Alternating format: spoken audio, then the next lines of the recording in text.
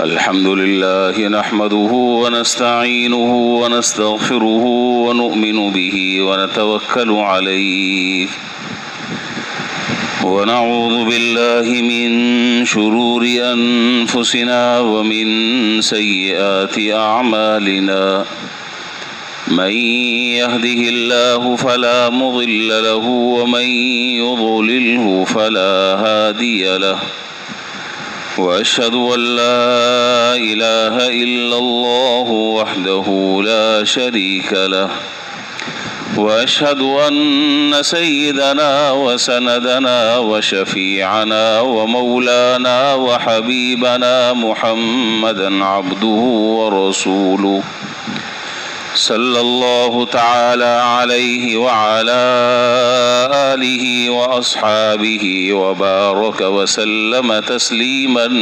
كثيرا. أما بعد فأعوذ بالله من الشيطان الرجيم. بسم الله الرحمن الرحيم. وقال الرسول يا رب إن قوم اتخذوا هذا القرآن مهجورا. آمنت بالله صدق الله مولانا العظيم وصدق رسوله النبي الكريم ونحن على ذلك لمن الشاهدين والشاكرين والحمد لله رب العالمين.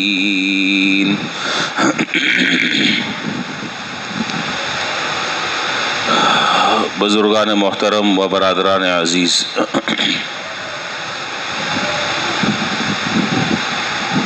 اللہ رب العالمین نے ہم مسلمانوں پر اپنی جن نعمتوں کی بارش برسائی ہے اور جن نعمتوں کا ہم پر نزول ہو رہا ہے وہ اتنی نعمتیں ہیں کہ ان کو گننا اور شمار کرنا ممکن نہیں، اور ہر نعمت اتنی عظیم نعمت ہے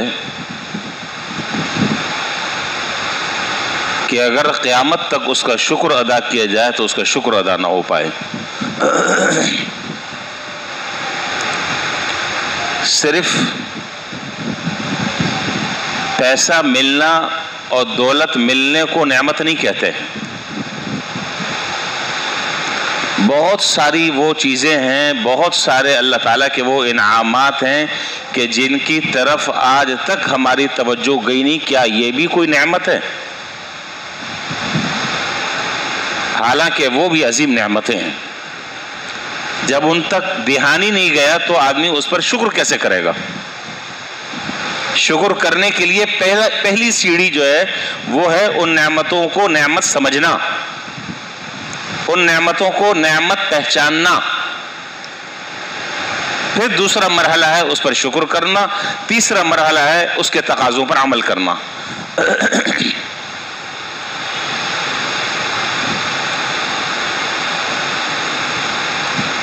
یہ کائنات میں جتنی اللہ تعالیٰ کی قدرت اور اللہ تعالیٰ کی تخلیق کے شاہکار ہمیں نظر آ رہے ہیں، مختلف شکلوں میں، مختلف صورتوں میں، مختلف انواع اور اقسام میں، مختلف رنگ اور بوٹیوں میں، مختلف اشجار اور احجار کی شکل میں، دریاؤں اور موجوں کی شکل میں۔ ان تمام کے تمام چیزوں سے اگر صرف نظر کر لیا جائے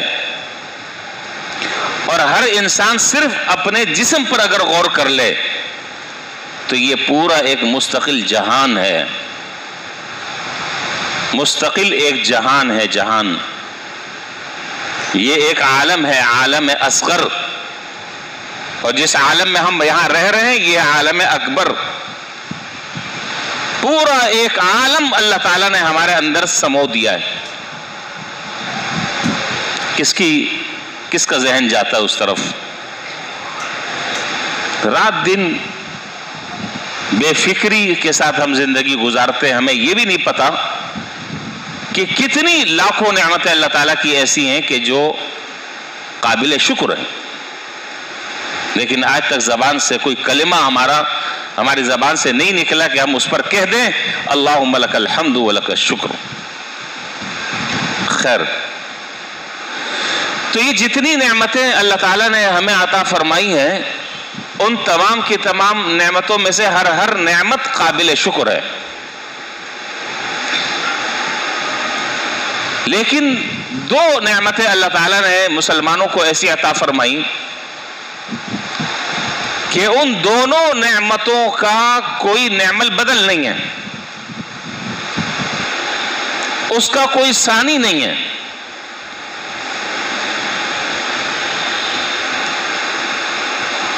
اور 99%، یہ بھی میں بہت زیادہ احتیاط سے کام لے رہا ہوں،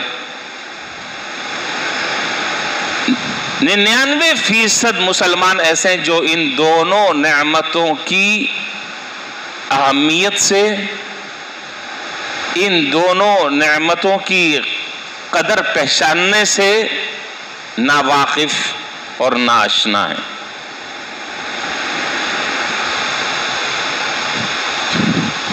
پہلی نعمت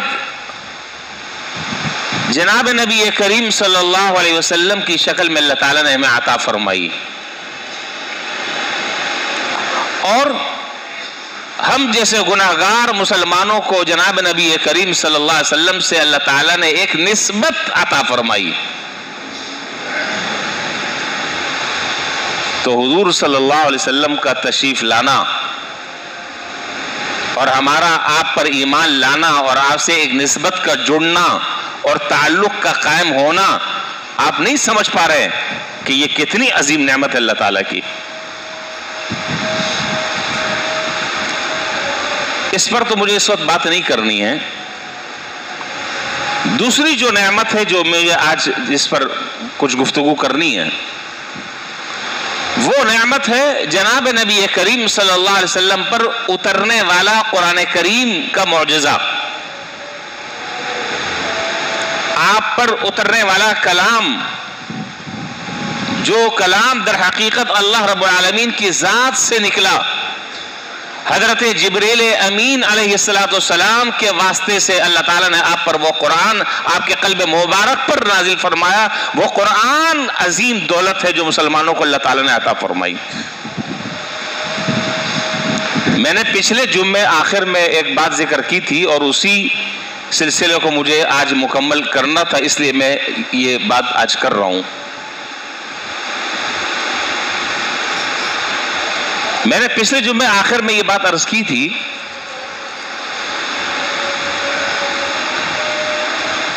کہ پوری دنیا میں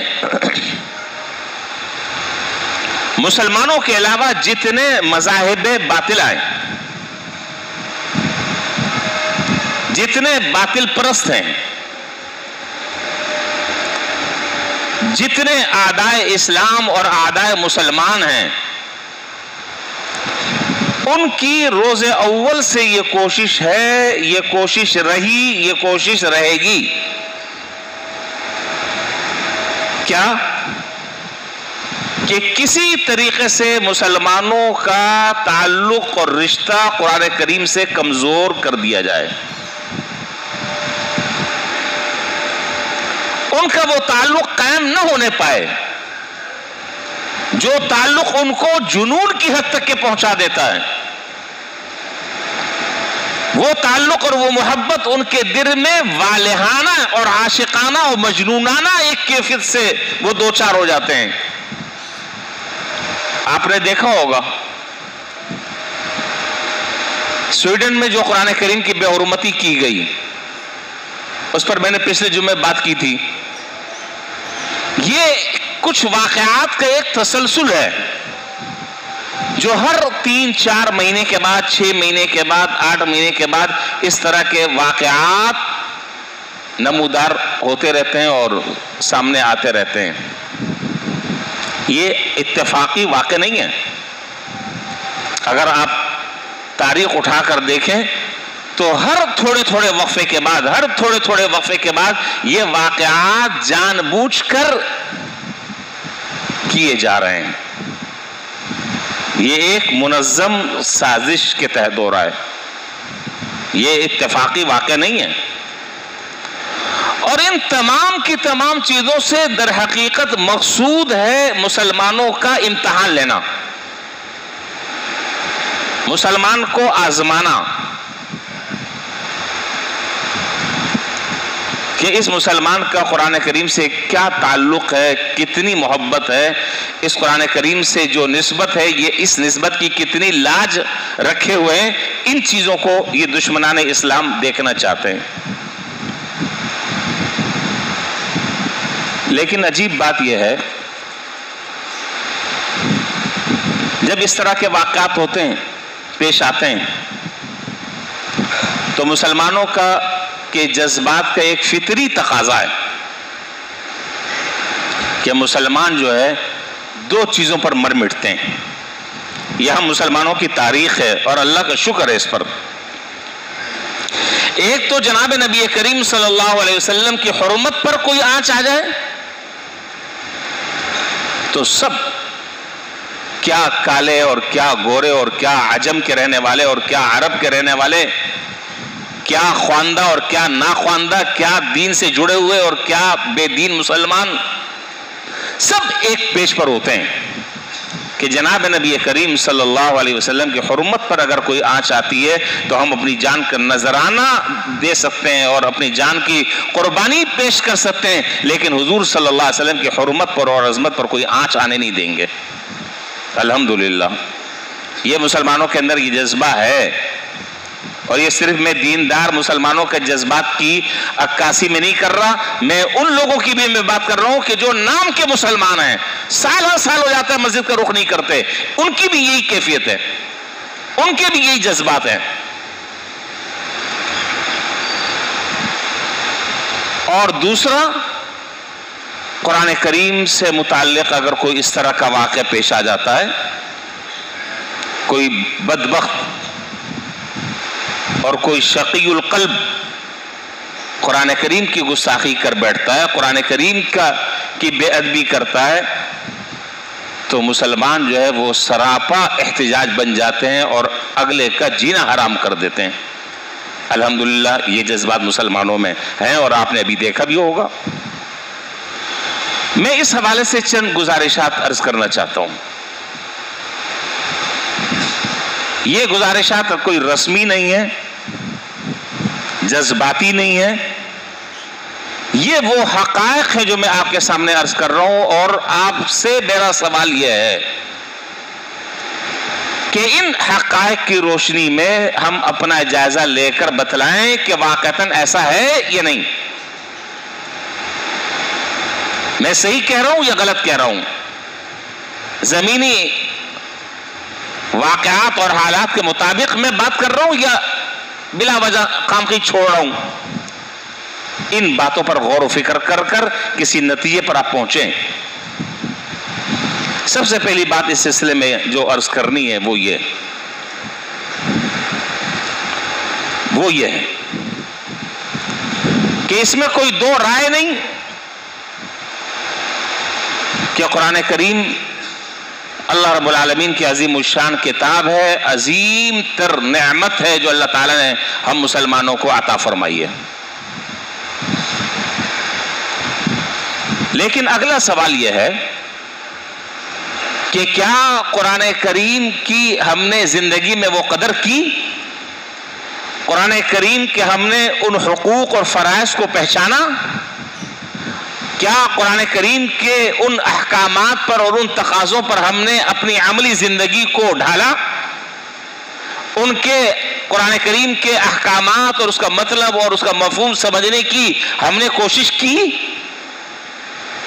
اس کے مطابق ہم نے اپنی عملی زندگی کو اپنایا؟ اس کی تعلیمات کے مطابق اپنے حالات کو پرکھا؟ یہ وہ سوالات ہیں کہ جن میں سے ہر سوال کا جواب نفی میں ہے. اور میں تو خیر ایک معمولی سا آدمی ہوں، ایک طالب علم ہوں. میں نے عرض کیا کہ 99% عام جو لوگ ہیں، عوام الناس، 99% انہوں نے قرآن کریم کی تلاوت کو بھی چھوڑ دیا، چہ جائے کہ قرآن کریم کو صحیح پڑھنا، چہ جائے کہ قرآن کریم کے مفہوم اور معنی کو سمجھنا، چہ جائے کہ قرآن کریم کے اس معنی اور مفہوم کے مطابق اور اللہ تعالیٰ کے احکامات کے مطابق اپنی زندگی، عملی زندگی کو اپنانا، یہ بہت دور کی بات ہے۔ آپ مجھے بتائیں، آپ بھی اسی معاشرے میں رہ رہے ہیں، اسی محلوں میں رہ رہے ہیں، انہی گلیوں میں رہ رہے ہیں، سب کو چھوڑیں، میں اپنا جائزہ لے لوں اور آپ اپنا جائزہ لیں ایمانداری کے ساتھ، اللہ تعالیٰ کو حاضر ناظر جان کر، میں یومیہ قرآن کریم کی کتنی تلاوت کرتا ہوں؟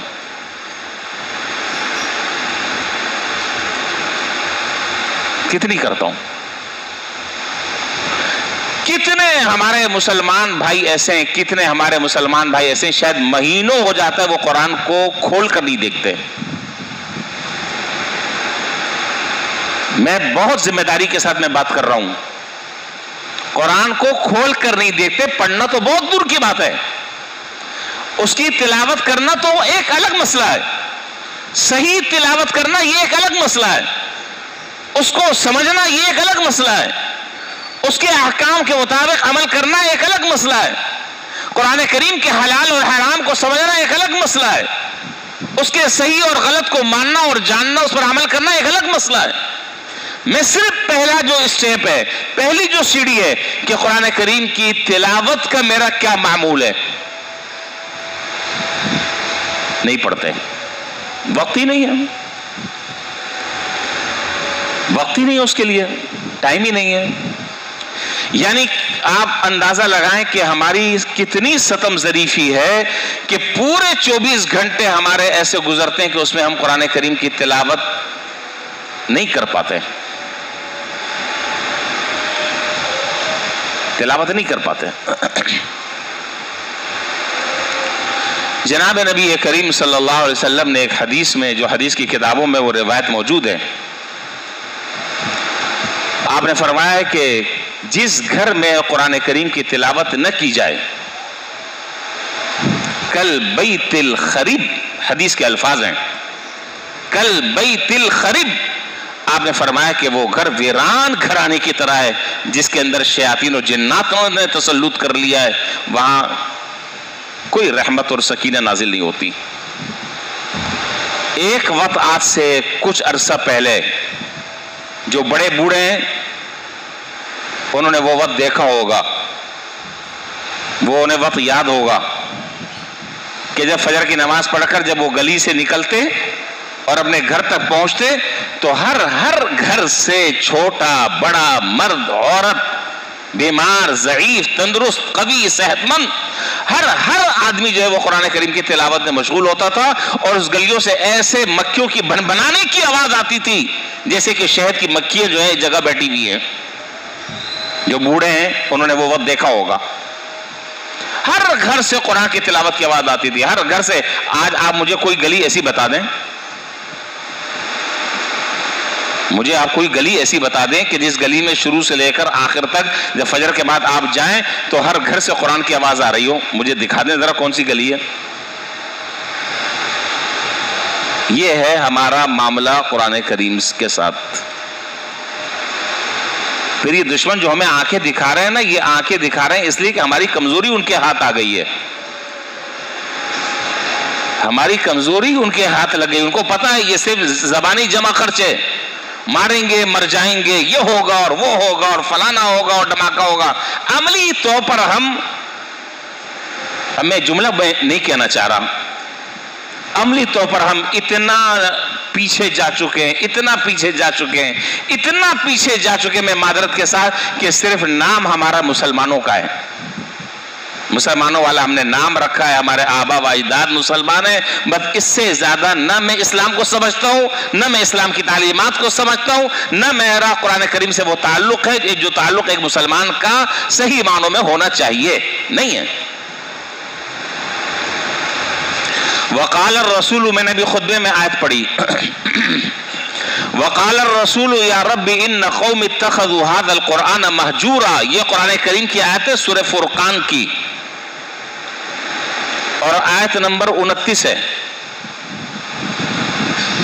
کل قیامت کے دن، آپ ذرا اس آیت پر غور کریں، کل قیامت کے دن جناب نبی کریم صلی اللہ علیہ وسلم اللہ تعالیٰ کی بارگاہ میں یہ شکایت کریں گے۔ کس کی شکایت کریں گے؟ اپنی اس امت کی شکایت کریں گے کہ یا رب میری اس قوم نے قرآن کریم کو چھوڑ دیا تھا، میری اس قوم نے قرآن کریم سے منہ موڑ لیا تھا، میری اس قوم نے قرآن کریم سے اپنا تعلق توڑ لیا تھا۔ اس کے بعد ٹائم ہی نہیں تھا، موبائل چلانے سے ہمیں فرصت نہیں مل رہی، تو اور کیا کام کریں۔ انا للہ و انا الیہ راجعون۔ آج ہم شکایت کر رہے ہیں کہ ہم مسلمان جو ہے وہ زوال کا شکار ہیں، ہم مسلمان پستی کا شکار ہیں، ہم مسلمان انحطاط کا شکار ہیں۔ ہر آدمی جو ہے وہ سقراط اور بقراط بنا ہوا ہے، ہر آدمی جو ہے وہ فیثاغورس بنا ہوا ہے۔ اس سے آپ فلسفے کی باتیں آپ سن لو، آسمان زمین کے قلابے وہ ایک کر دے گا، اور تبصرہ کرنے کے لیے آپ کہہ دو، تجزیہ کرنے کے لیے بے لاکھ تبصرے اور تجزیے کریں گے، لیکن عملی زندگی ایک مسلمان کی کیا ہے؟ وہ 0/0 ہے۔ اس مجمع میں بھی کئی لوگ ایسے ہوں گے، میں جہاں تک سمجھتا ہوں، وہ بیچارے صرف جمعے کی نماز پڑھنے کے لیے آتے ہیں، عام نمازوں کو تو کوئی مسئلہ ہی نہیں ہے، کوئی حال ہی نہیں ہے، جمعے کی نماز پڑھ لی، اللہ اللہ خیر صلی اللہ۔ تو جب ہم نے اپنا تعلق نماز سے توڑ لیا، جب ہم نے اپنا تعلق قرآن سے توڑ لیا، جب ہم نے اپنی زندگی کو دین نے جو ہمیں رخ دیا اور دین نے ہمیں جس زندگی کی گزارنے کی تعلیم دی، جب ہم نے اس زندگی سے بے اعتنائی برتی، تو پھر تو یہی ہوگا۔ الیاذ باللہ آج قرآن کی بے حرمتی ہو رہی ہے، کل کوئی اور شاعر اسلام کی بے حرمتی ہوتی رہے گی۔ ان کو تو پتہ ہے کہ مسلمان جو ہے وہ ظاہری مسلمان ہے اور اندر سے 0/0 ہے۔ ہمارا خاندانی نظام،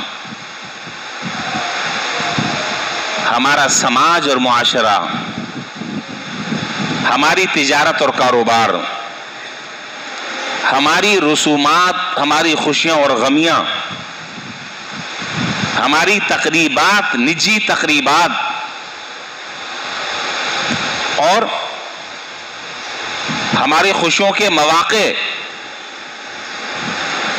آپ مجھے ایمانداری کے ساتھ بتائیں، میں آج رسمی باتیں میں نہیں کر رہا، آپ ایمانداری کے ساتھ بتائیں، یہ سارے معاملات کرتے وقت کیا کہیں سے لگتا ہے کہ ہم مسلمان ہیں؟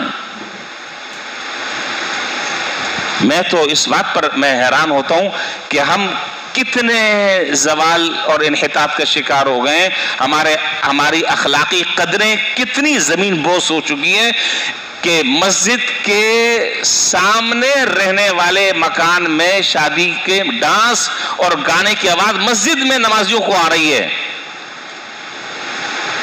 محلے کی بات نہیں کر رہا، مسجد کے بغل میں رہنے والے کے یہاں شادی ہو رہی ہے، اور وہاں جو ڈھول ڈھماکے ہو رہے ہیں، جو ڈانس ہو رہا ہے اور جو گانا بجانا ہو رہا ہے، جو چیزیں ہو رہی ہیں، اس کو اس بات کا قطعاً ذرہ برابر کوئی احساس نہیں کہ سامنے مسجد ہے۔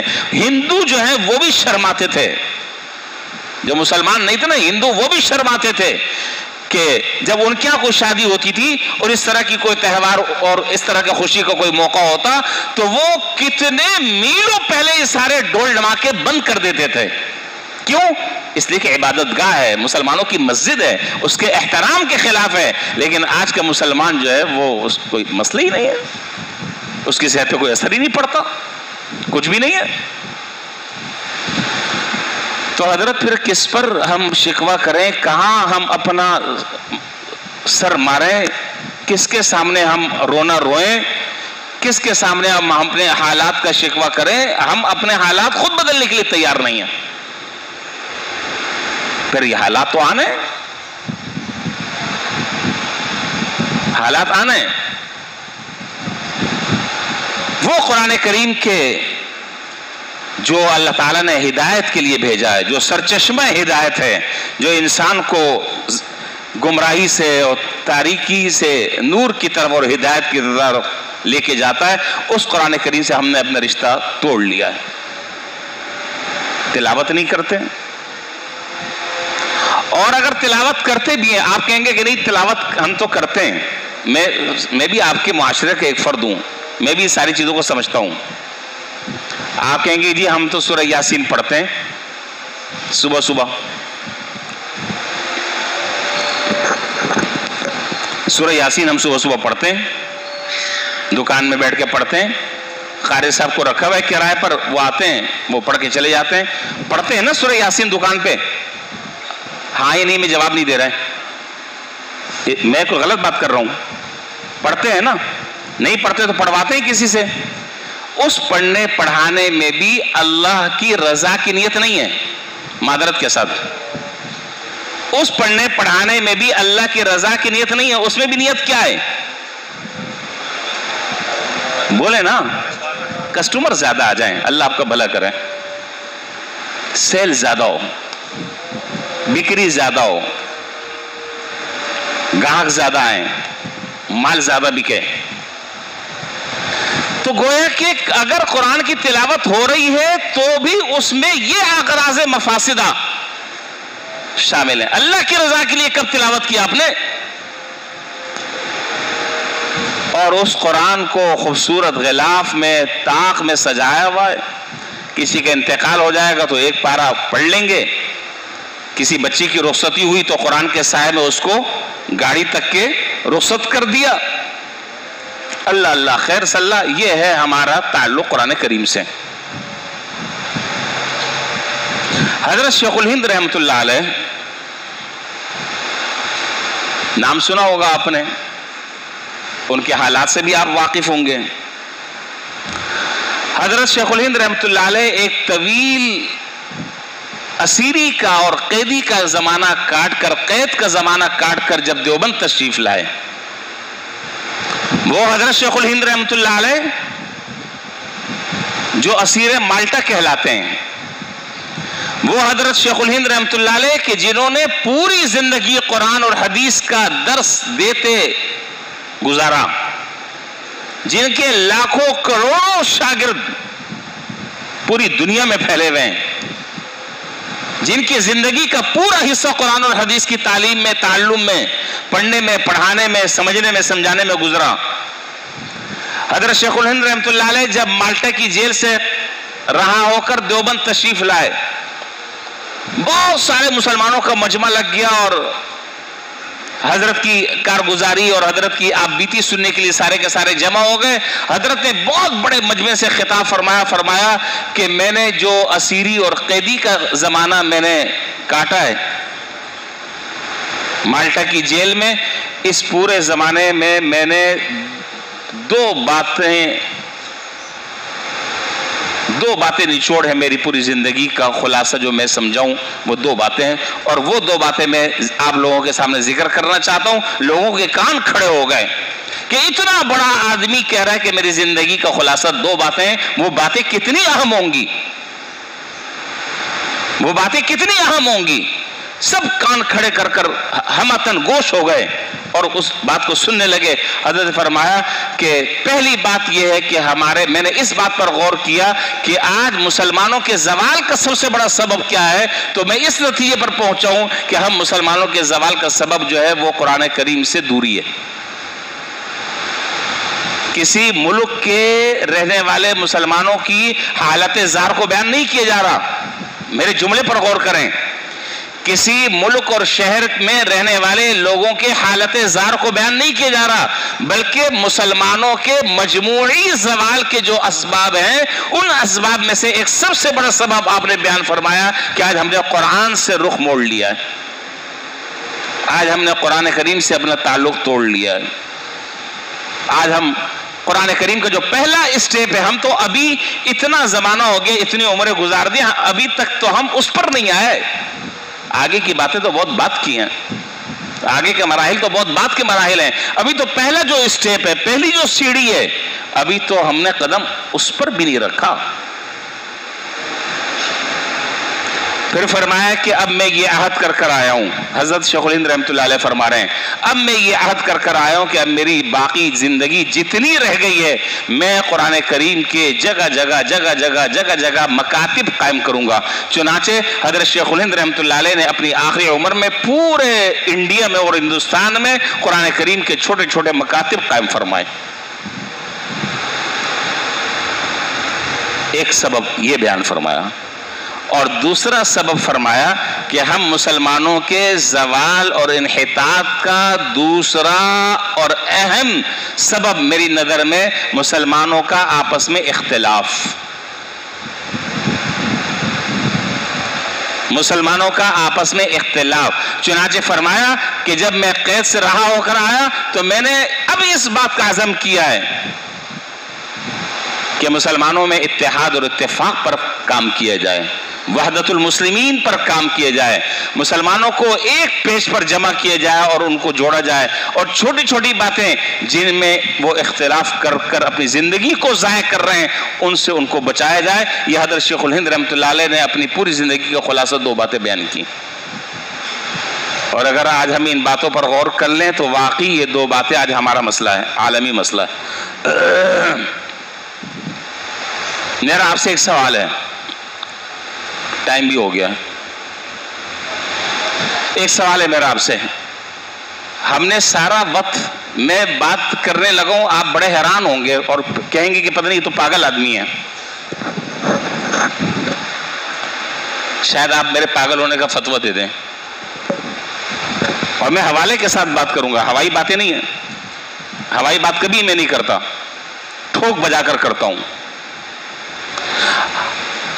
کتنا بڑا آج مسلمانوں کا وہ طبقہ ہے کہ جو اب تک اس بات پر لڑ اور جھگڑ رہا ہے کہ ہاتھ یہاں باندھنا ہے یا ہاتھ یہاں باندھنا ہے یا ہاتھ چھوڑنا ہے، پاؤں ایسے رکھنا ہے یا پاؤں ایسے رکھنا ہے یا پاؤں ایسے رکھنا ہے، اس پر جھگڑا ہو رہا ہے نہیں ہو رہا ہے؟ سر تو ہلا دیں، ہو رہا ہے۔ مجھے آپ بتائیے، جس آدمی کے ہاتھ نہیں ہے نماز تو اس کی بھی ہو رہی ہے، جس آدمی کے ہاتھ نہیں ہے نماز تو اس کی بھی ہو رہی ہے، یہ نہیں ہو رہی؟ میں کیا کہنا چاہ رہا ہوں اس سے اب آپ خود سمجھ لیں، زیادہ تفصیلیں میں نہیں جا رہا۔